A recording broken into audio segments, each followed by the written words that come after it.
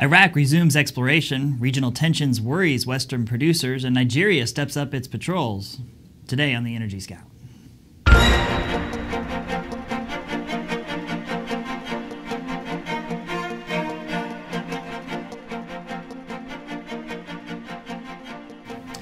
Hello and welcome to the Energy Scout News and Information. I'm Brian Bucklider.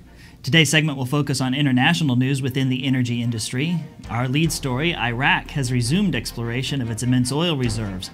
UN sanctions forced a halt to exploration nearly 20 years ago. The Iraqi oil ministry plans to send out 3 teams.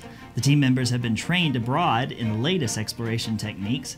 The ministry hopes the squads will uncover deposits that will double the country's oil reserves.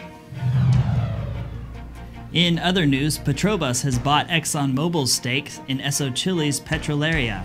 The buyout also included other associated Chilean companies. The $400 million deal gives the Brazilian company a 16% share of the Chilean retail market and a 14% share in the industrial area. With the deal, Petrobras now owns a network of over 8,000 points of sale in 6 South American countries. Control will change hands in the second quarter of 2009. And now let's see what's happening elsewhere in the energy industry.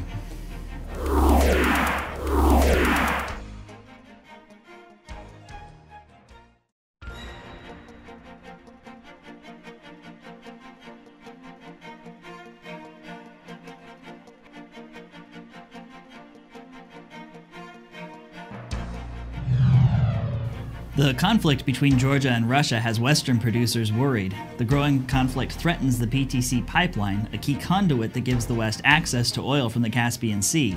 The 1,100-mile pipeline carries more than 1% of the world's daily crude output. It has been the center of attention since last week when an explosion in eastern Turkey disrupted flow in the pipeline. Repairs for that damage are underway. Nigeria's Navy has increased patrols in the oil-rich Niger Delta region to curb attacks by militants. Government officials report that the move has decreased crude theft.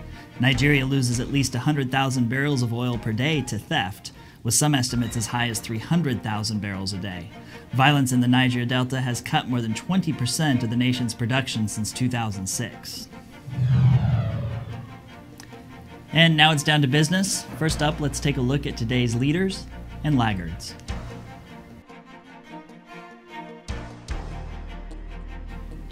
In oil and gas today, crude oil is down $1.90 to $113.30.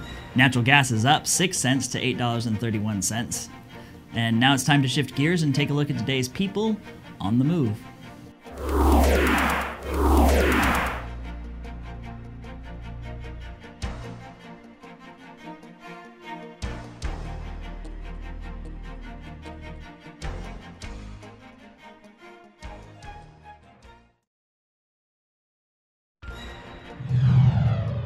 And in strange news today, another interesting anomaly from the animal kingdom. Take a look. We begin in Northwood, Ohio, with Oddball's ongoing effort to recognize the plight of animals born with too many body parts. This here is a two-faced kitty. And we're not saying the cat is not trustworthy, we're saying the kitty actually has 2 different faces. The vet says the cat is healthy, although he has just 1 brain. The kitty has 4 eyes, 2 noses, 2 mouths, and 2 different opinions on extending the Bush tax cuts. And for those of you who like cats, there's just a little bit more of that one to love. That's it for today's energy headlines. Be sure to check out our website daily for up-to-date rig counts and company information. If you have any news from around the oil patch, be sure to contact us at EnergyScout.com. And don't forget to join us tomorrow when we will take a look at the major producers within the energy industry. For Energy Scout News and Information, I'm Brian Bucklider.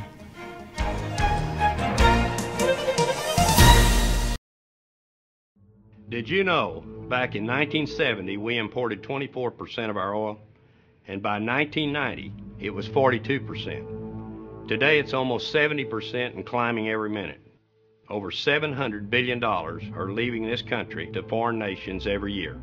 That's 4 times the cost of the Iraqi war, and it's killing our economy.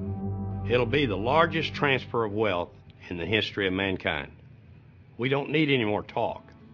We need action, and we need a plan.